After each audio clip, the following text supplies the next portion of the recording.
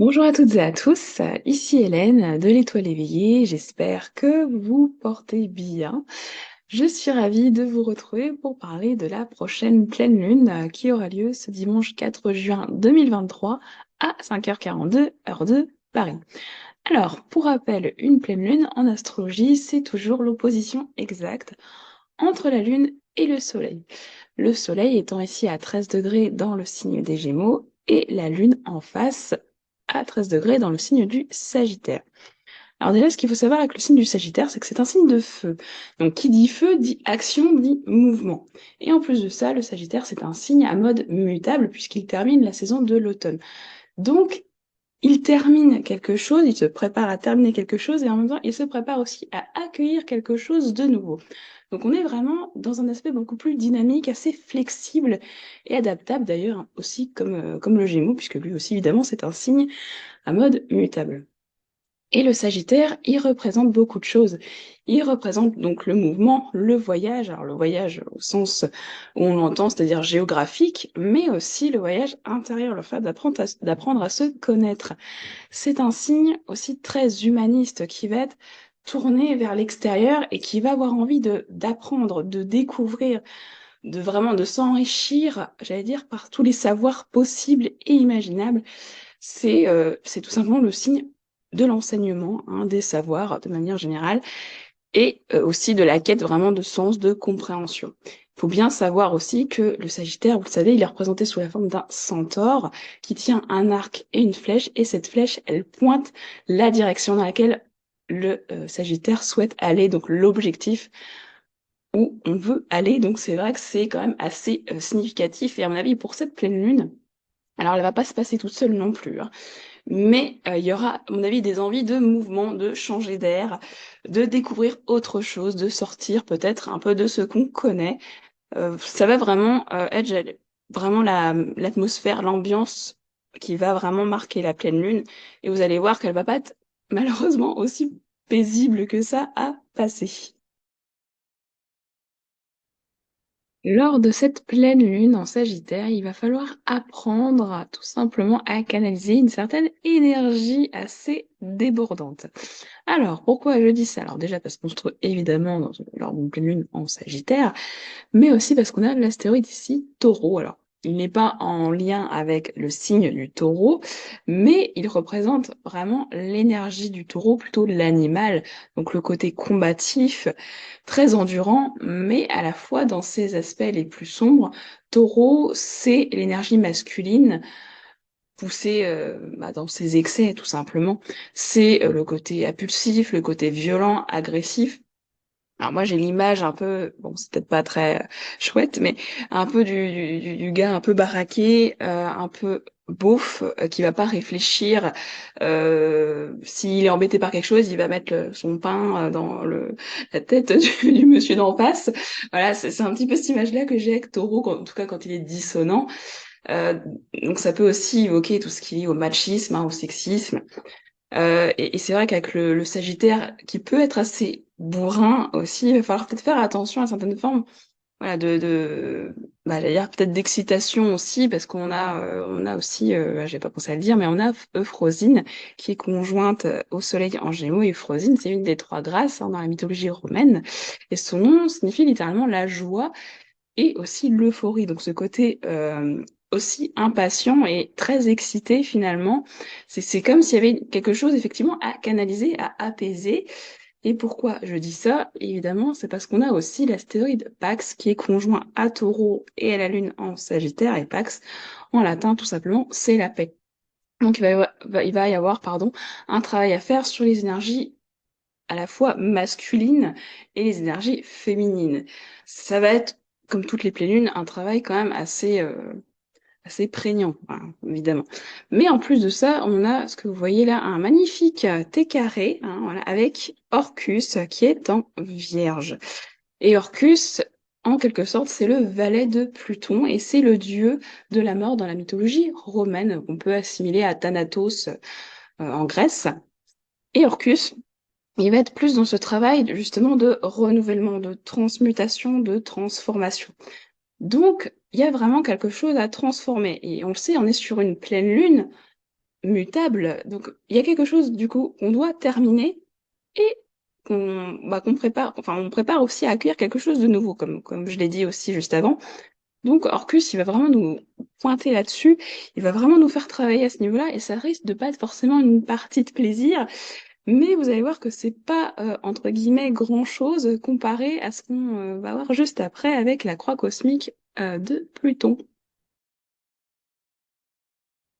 Et oui, en effet, lors de cette pleine lune en Sagittaire, nous serons bien gâtés puisque nous avons, en plus de ce fameux T carré avec Orcus, une croix cosmique comprenant à la fois Pluton, hein, qui est rétrograde mais toujours en Verseau pour le moment. En face, en opposition, nous avons Vénus qui est à la toute fin du Cancer. Et évidemment, de part et d'autre, nous avons l'axe des nœuds lunaires, donc le nœud sud en Scorpion, le nœud nord en Taureau, conjoint à Jupiter. Alors là, ça fait du beau monde, hein, on peut le dire. Et on l'a vu, Pluton, il est là plutôt pour pointer, pour faire prendre conscience de quelque chose. Il va révéler peut-être aussi des choses cachées, hein. Il y a le côté rétrograde qui peut aller dans ce sens-là, des choses qui étaient cachées, qui peuvent après remonter à la surface en quelque sorte, et ça va vraiment prendre tout son sens avec Jupiter, parce que vous savez, Jupiter, donc déjà, ce qu'il faut savoir, et ce qui est très important, c'est que c'est la planète maîtresse des Sagittaires.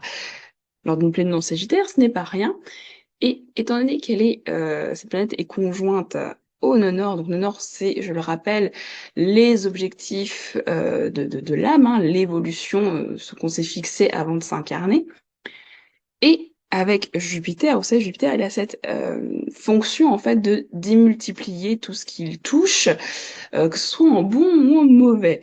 Et là, c'est comme si on pouvait ne pas passer à côté. C'est tellement gros que ça va forcément, voilà, ça se voit forcément d'une façon ou d'une autre, même si c'est pas du tout plaisant, parce qu'on est quand même dans des gros aspects de tension, voire d'épreuve, hein, j'allais dire, ça peut être vraiment douloureux, très souffrant.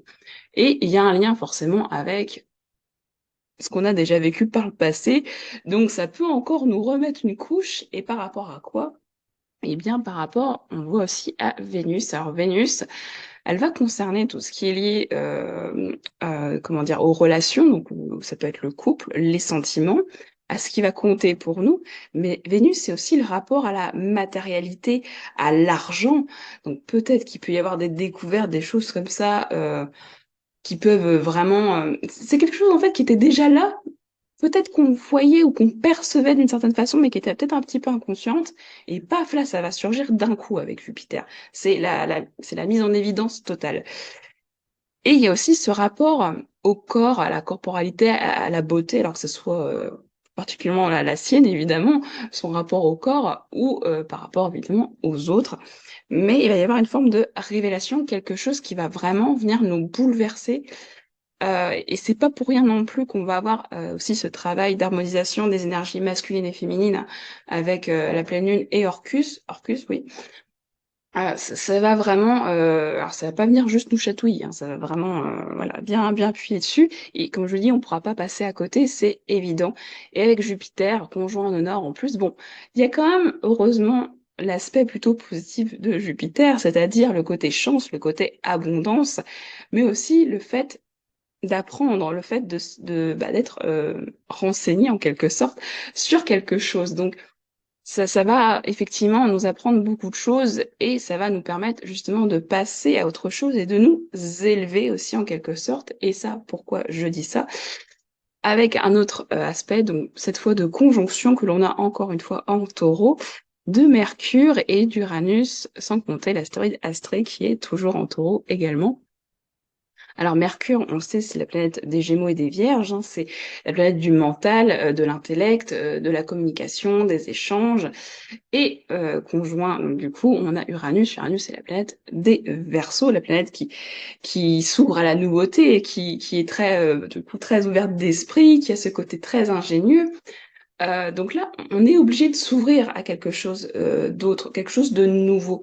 On peut pas rester bloqué dans un espèce de, entre guillemets, de carcan, comme pourrait l'être dans les aspects plus négatifs, d'ailleurs, le Sagittaire, hein, le côté très moralisateur, on se dit, moi j'ai raison, un point, c'est comme ça.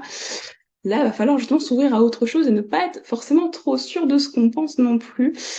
Mais ce qu'il y a de très beau, c'est qu'il y a, il y a cette idée d'élévation aussi, parce qu'on a Astrée, comme je vous l'ai dit, donc Astrée, c'est en plus ça veut dire la fille étoile, donc c'est très très joli.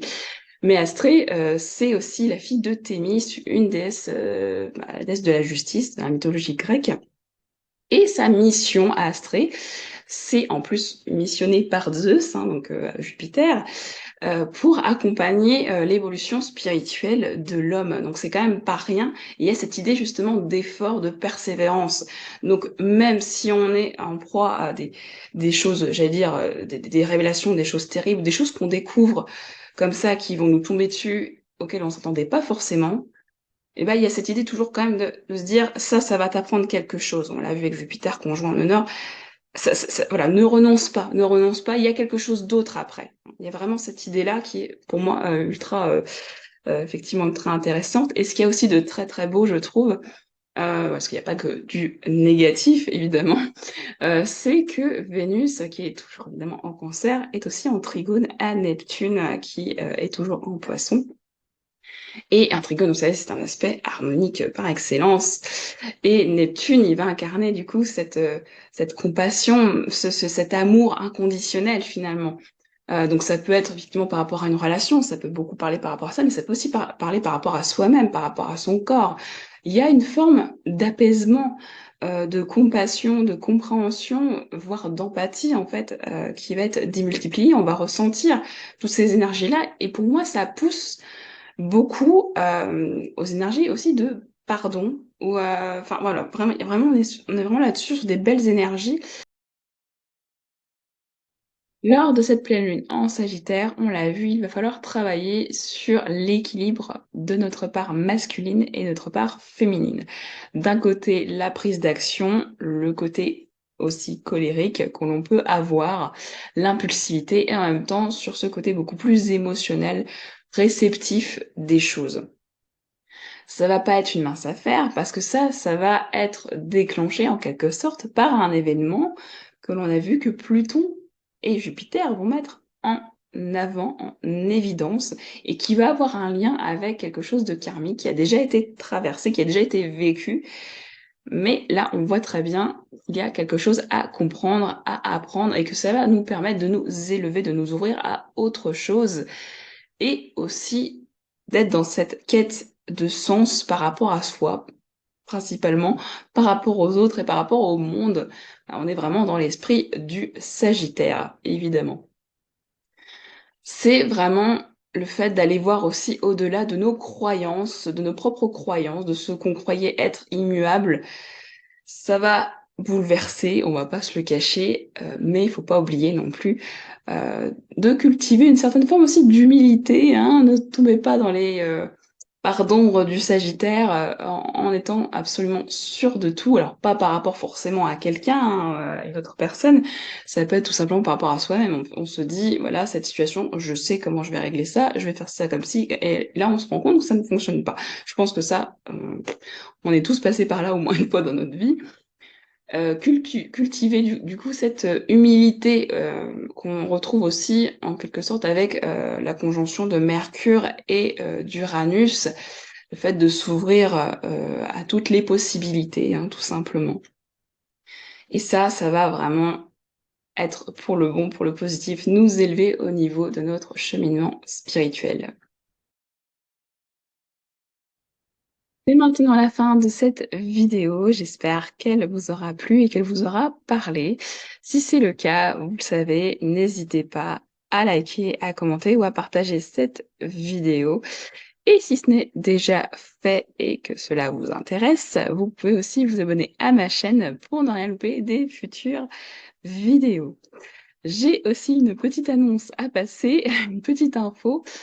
Dans les mois qui suivent, il se peut que vous ne retrouviez pas à chaque fois une analyse sur la nouvelle lune ou la pleine lune en cours, tout simplement parce que je serai prise par le temps, par un autre projet qui me tient beaucoup à cœur, mais qui n'a rien à voir avec l'astrologie. Donc, si vous ne voyez pas d'analyse sortir à ces moments-là, je tiens déjà à m'en excuser évidemment d'avance. mais ce ne sera pas par manque de volonté, mais uniquement par manque de temps, comprenez-le. Voilà. Et n'oubliez pas non plus, je vous ai promis de sortir une petite série sur les signes du zodiaque et celle-ci est en cours de préparation, donc elle va sortir quoi qu'il arrive. Voilà, donc eh ben, écoutez, c'était Hélène de l'Étoile éveillée. J'espère que vous passerez une pleine lune en Sagittaire aussi paisible que possible, mais même si on l'a vu, ce ne sera pas évident pour tout le monde. Surtout, n'oubliez pas de prendre bien soin de vous. À bientôt!